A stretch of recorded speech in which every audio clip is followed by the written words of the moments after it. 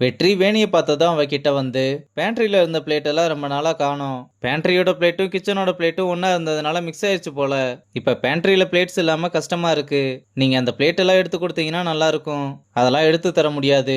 அதுக்கு நெடுமாறன் சாரோட பர்மிஷன் வேணும். ஏங்க பேண்ட்ரியோட பிளேட் எல்லாம் பார்த்தாலே தெரியும். ஒரு ஹெல்ப்பா பண்ணலாம்ல. கிச்சனுக்குள்ள எதுனாலும் உள்ள வரலாம். ஆனா வெளியே போகணும்னா நெடுமாறன் சாரோட பர்மிஷன் வேணும். இதுதான் இங்க ரூல்ஸ்னு சொல்லிட்டு போறா.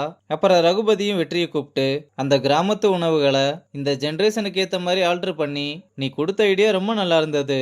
பிசினஸ்ல புதுசா ஒரு ஐடியாவை கண்டுபிடிச்சு அதை சக்சஸ் பண்ண வைக்கிறதுன்றது பெரிய விஷயம். அதை நீங்க 2 பேருமே நல்லா பண்ணிருக்கீங்கன்னு வெற்றியோட சேர்த்து ரியாவையும் பாராட்டுறாரு. அப்புறம் வெற்றி போனதுமே ரியா கிட்ட, வெற்றி அவங்க அப்பா மாதிரியே கடினமா உழைக்கிறான்னு சொன்னதும், அவனோட அப்பா உங்களுக்கு தெரியுமாப்பா? அவன் என்னோட பழைய ஃப்ரெண்டுமா. அப்ப அதனாலதான் வெற்றிக்கு நீங்க அவ்வளவு ஹெல்ப் பண்றீங்க.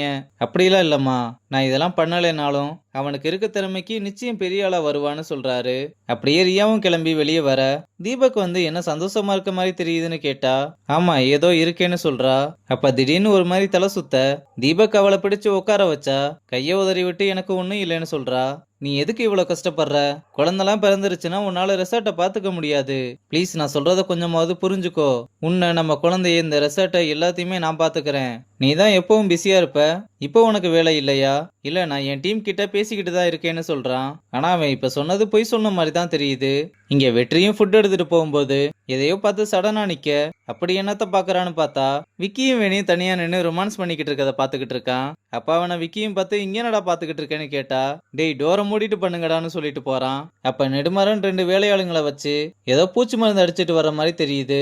இதை வெற்றியும் பார்த்துட்டு வேகமா வந்து, நெடுமாறன் சார் வந்துகிட்டு இருக்காருன்னு சொன்னா, வேணி ரொம்ப பயந்து நெடுமாறன் சாரான்னு கிளம்ப, அவனே ஏதோ கதை உருட்டிக்கிட்டு இருக்கான். அவனை போய் நம்பிக்கிட்டு இருக்கேன்னு விக்கி அவளையும் போக விடாம தடுக்க, இது சரிப்பட்டு வராதுன்னு, உங்க 2 பேருக்கு வேற வேலை இல்ல, அப்படி வேலை இல்லைன்னா பேண்ட்ரியில வந்து வேலை செய்யுங்கன்னு சொன்னதும் விக்கி ரொம்ப கோவமா வந்து, எங்களை பார்த்தா உனக்கு எப்படி தெரியுது? சரி, நாங்களாம் பேண்ட்ரிக்கு வந்துட்டா நீ என்ன நடு ரோட்டுக்கு போக போறியா?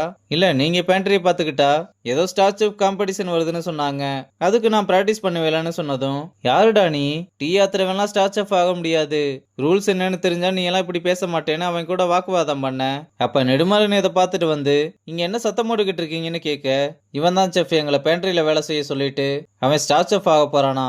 என்னது ஸ்டார் செஃப்பா? அதெல்லாம் உங்க ஒப்பனே நினைச்சாலும் முடியாது. அது எவ்வளவு பெரிய ஈவெண்ட், அங்க எவ்வளவு செஃப் வருவாங்க, எத்தனை மினிஸ்டர்ஸ் வருவாங்கன்னு தெரியுமா? அது ஒரு பிரைடு. நீ எல்லாம் அங்க ஒண்ணுமே கிடையாது. நீ ஆசைப்படு, தப்பு கிடையாது.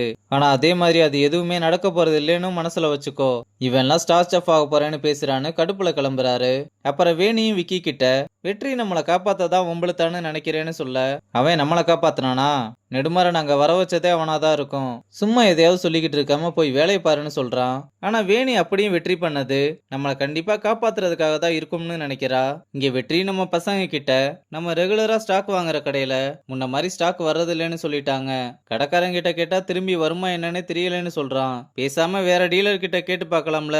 அதெல்லாம் பல கடையில கேட்டு பார்த்தாச்சு. பாதி பேத்துக்கு இது என்னன்னே தெரியல. அப்படியே ஒரு சில பேருக்கு தெரிஞ்சாலும் அவங்க கிட்ட இதெல்லாம் இருக்க மாட்டுது. இப்ப ஸ்டாக் வேற காலியாக போகுது.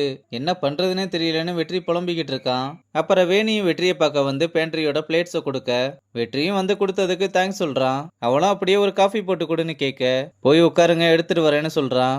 அப்புறம் அவளும் வந்து உட்காந்து வெயிட் பண்ணிக்கிட்டு இருக்க, நம்ம பையனும் காஃபியோட சேர்த்து ஒரு பிஸ்கட்டையும் ஃப்ரீயா கொடுக்கறான். நீ நெடுமாறன் இருக்கதை பார்த்துட்டு தானே வந்து விக்கி கிட்ட வம்பளுத்த?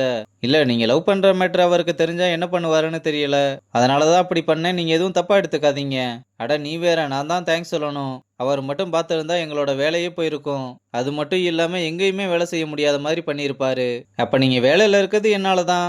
ஏய், அதுக்குன்னு ஓவராலாம் பேசாதன்னு.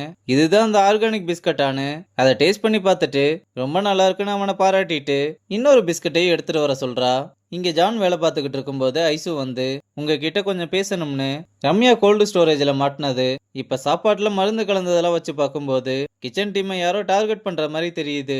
இது டார்கெட்டா நடக்குதா இல்ல தற்செயலா நடக்குதான்னு எனக்கு எதுவும் தெரியலன்னு சொல்றாரு. அப்ப ஐசுவும் நெடுமாறன் சீக்காவோட இருக்க போட்டோவை காமிச்சு, இது யாருன்னு தெரியுமான்னு கேட்டா, நம்ம கிச்சன்ல இதுக்கு முன்னாடி வேலை செஞ்சவரா இருக்கும்னு சொல்றாரு. அப்படியே கீழே இருக்க பேரை பாருங்க. அவரும் பார்த்துட்டு, இந்த பேர் எங்கேயோ கேள்விப்பட்டிருக்கேனே, அன்னைக்கு ஒரு கெஸ்ட் கிச்சனுக்குள்ள வந்து சீக்கா எங்கன்னு கேட்டாருல.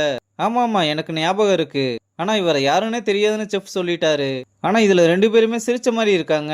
ஒருவேளை ரொம்ப வருஷத்துக்கு முன்னாடி வேலை செஞ்சதுனால மறந்திருப்பாரு போல. அதுக்கெல்லாம் வாய்ப்பே இல்ல. நான் வந்ததுக்கு அப்புறமே ஒரு 50, 60 செஃப் வந்துட்டு போயிருப்பாங்க. அவர் எல்லாரையுமே ஞாபகம் வச்சிருப்பாரு. அவங்களோட பேரு முதற்கொண்டு அவரோட மெமரி பவர் இங்க இருக்க எல்லார விடவும் அதிகம். அவர் மறக்கிறதுக்கு 1% கூட வாய்ப்பு இல்லைன்னு சொல்லிட்டு போறாரு. இதனால ஐசுவும் அப்ப எதுக்காக அப்பா இவர தெரியாதுன்னு சொன்னாருன்னு ஒரே கன்ஃபியூஷன்ல இருக்கதோட இந்த எபிசோட முடிச்சிருக்காங்க.